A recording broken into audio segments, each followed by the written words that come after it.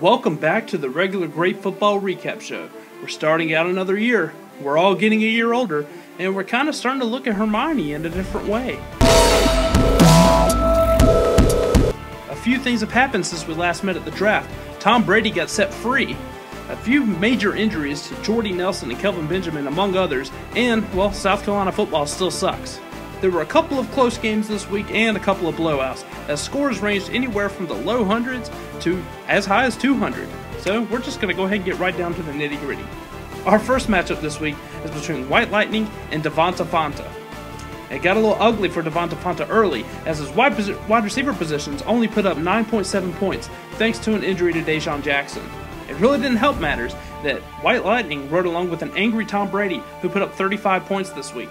Although Joe Flacco put up less than 1 point this week for White Lightning, he was still able to cruise to this week's largest blowout, with a final score of 161 to 114.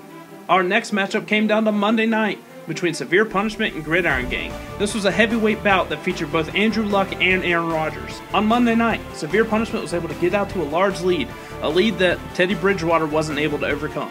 Severe Punishment takes the Week 1 win, 157 to 137. However, Dez Bryant did suffer a foot injury that's going to put him out anywhere, I've seen reports, from 4 to 10 weeks. This is going to be a big hurdle for Severe Punishment to overcome. Next, we saw a close fight between Jameis's Crab Shack and Lambeau Leapers. Jameis's Crab Shack was able to jump out to a huge lead on Thursday night thanks to Rob Gronkowski's massive 35 points and a last-second touchdown pass by Ben Roethlisberger.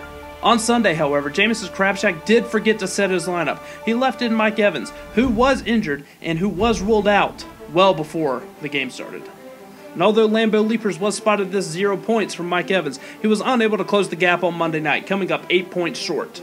Jameis's Crab Shack moves to 1-0 on the season with a 140 to 132 victory. Up next was a high-scoring game between Underdogs and Feelin' Tom's Balls. Josh Hill did no favors for the Underdogs this week, putting up a big old goose egg against the Arizona Cardinals. The quarterback position for Feelin' Tom's Balls this week was very strong. Both Tony Romo and Carson Palmer put up over 30 points. Despite 30-point performances from Carolina's defense, Julio Jones and Carlos Hyde, Underdogs proved why he's always an underdog, as he came up short, 200 to 159.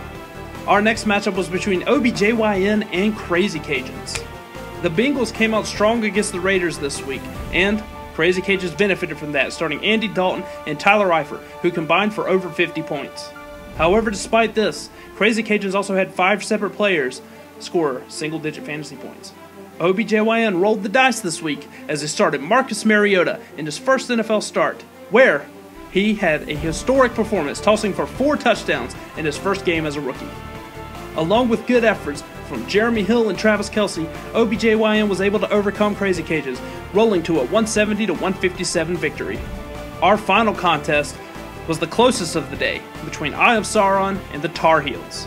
It was a day of crazy highs and crazy lows for the Tar Heels, as Sammy Watkins, Eddie Royal, and Peyton Manning combined for just about 5 points. Meanwhile, Alex Smith and Keenan Allen themselves combined for over 60.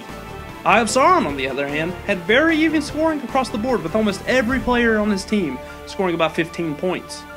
However, Derek Carr left the game early with an injury after only putting up 3 points on the day. This caused Eye of Sauron to come up just short, losing his game to the Tar Heels 125 to 124. So, we're officially 1 week in the books. Well, there's still 16 more. Half of us are undefeated and half of us are winless. But let's go out there, let's hit the trades, let's hit the waiver wires, and see you guys next week.